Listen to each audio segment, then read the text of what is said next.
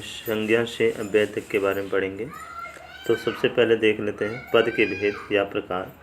तो पद के भेद जो कि 5 प्रकार के होते हैं: संज्ञा, सर्वनाम, विशेषण, क्रिया और अव्यय। तो पद के भेद या प्रकार कितने होते हैं? 5 होते हैं: संज्ञा, सर्वनाम, विशेषण, क्रिया और अव्यय होते हैं। तो सबसे पहले हम देख लेते हैं संज्ञा के बारे में। चाहिए तो संज्ञा की परिभाषा देख लेते हैं। इसमें लिखा हुआ है किसी प्राणी, वस्तु, स्थान तथा भाव के नाम को संज्ञा कहते हैं।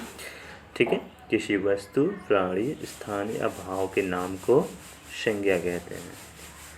संज्ञा के प्रकारों के बारे में हम देख लेते हैं। तो व्युत्पत्ति के आधार पर संज्ञा कितने प्रकार की होते हैं? 3 प्रकार की होती है: व्यक्तिवाचक, जातिवाचक और भाववाचक। ठीक, व्युत्पत्ति के आधार पर 3 प्रकार के: व्यक्तिवाचक, जातिवाचक और भाववाचक। अर्थ के आधार पर संज्ञा 5 प्रकार की होती है: व्यक्तिवाचक, जातिवाचक, समूहवाचक, द्रव्यवाचक और भाववाचक। तो इस तरह से जो कि हम प्रकारों के बारे में देख लिए संज्ञा के। इसके बाद व्यक्तिवाचक संज्ञा के बारे में हम देख लेते हैं। जो कि तो व्यक्तिवाचक संज्ञा क्या होता है? वह संज्ञा जो एक व्यक्ति और एक वस्तु, एक स्थान के बारे में बोध कराती है, वह व्यक्तिवाचक संज्ञा कहलाती है। जो कि और जैसे कि हम देख लेते हैं गंगा, हिमालय, रामपुर, भारत, पवन, पाकिस्तान, काला, सूर्य आदि। जो कि जहाँ पे किसी एक व्यक्ति या वस्तु का बोध हो, उसे हम क्या बोलते हैं? व्यक्तिवाचक संज्ञा बोलते हैं। जातिवाचक संज्ञा देख लेते हैं।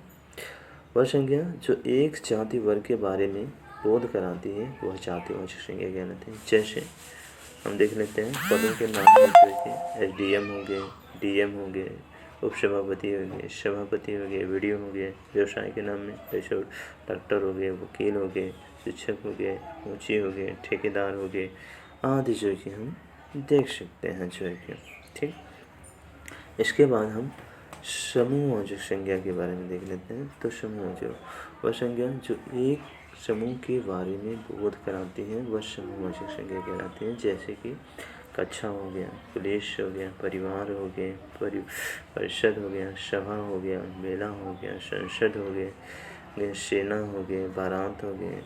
ठीक है, चुनाव हो गया, झुंड हो गया, गुच्छा हो गया, संगठन हो गया, मंच हो गया, मोर्चा हो गया आदि। जो कि ये हमारे क्या है? समूहवाचक संज्ञा होंगे। अब हम देखते हैं द्रव्यवाचक संज्ञा। वह संज्ञा जिसे मापा व तोला जा सके लेकिन गिरा न जा सके, द्रव्यवाचक संज्ञा कहलाते हैं। जैसे कि दूध हो गया, दही हो गया, सोना हो गया, चांदी हो गया और पीतल हो गया, मक्खन हो गया, लकड़ी हो गया, घी हो गया, कपड़ा, पनीर, तेल, गेहूँ, चावल, चाय, पानी आदि। जो है कि ये सब हमारे क्या है? द्रव्यवाचक संज्ञा। और भाववाचक संज्ञा वह संज्ञा जो गुणधर्म, स्वभाव और भाव के बारे में बोध कराती है, वह भाववाचक संज्ञा कहलाती है। जैसे कि क्रोध, घृणा, दया, ममत्व, गुरुत्व, ईमानदारी, गरीबी, सुंदरता, मिठास, जलन, सुगंध, ईर्ष्या और खुजली।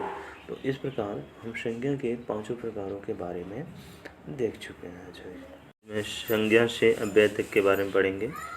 तो सबसे पहले देख लेते हैं पद के भेद या प्रकार। तो पद के भेद जो कि 5 प्रकार के होते हैं: संज्ञा, सर्वनाम, विशेषण, क्रिया और अव्यय।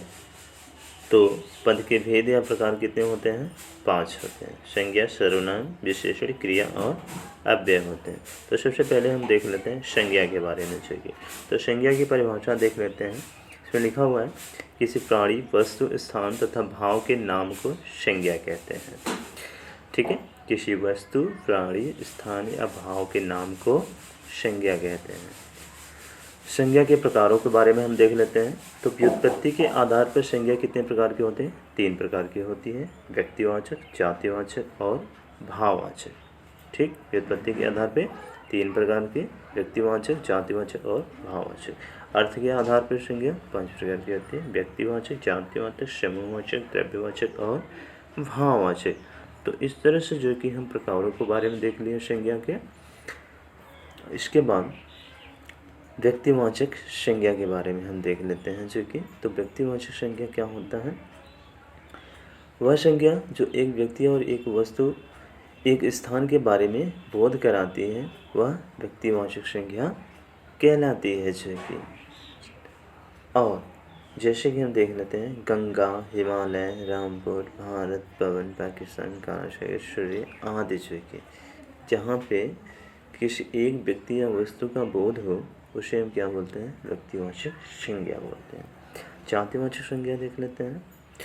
वह संज्ञा जो एक जाति वर्ग के बारे में बोध कराती है वह जातिवाचक संज्ञा कहलाती है। जैसे हम देख लेते हैं पदों के नाम में जो कि एसडीएम हो गए, डीएम हो गए, उपसभापति हो गए, सभापति हो गए, वीडियो हो गए। व्यवसाय के नाम में जैसे डॉक्टर हो गए, वकील हो गए, शिक्षक हो गए, ऊँची हो गए, ठेकेदार हो गए आदि जो कि हम देख सकते हैं। जो है कि ठीक। इसके बाद हम समूहवाचक संज्ञा के बारे में देख लेते हैं। तो समूहवाचक वह संज्ञा जो एक समूह के बारे में बोध कराती है वह समूहवाचक संज्ञा कहलाती है। जैसे कि कक्षा हो गया, पुलिस हो गया, परिवार हो गए, परिषद हो गया, सभा हो गया, मेला हो गया, संसद हो गए, सेना हो गए, बारात हो गए।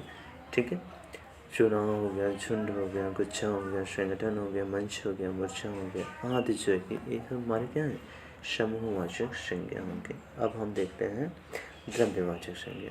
वह संज्ञा जिसे मापा व तोला जा सके लेकिन गिरा न जा सके द्रव्यवाचक संज्ञा कहलाते हैं।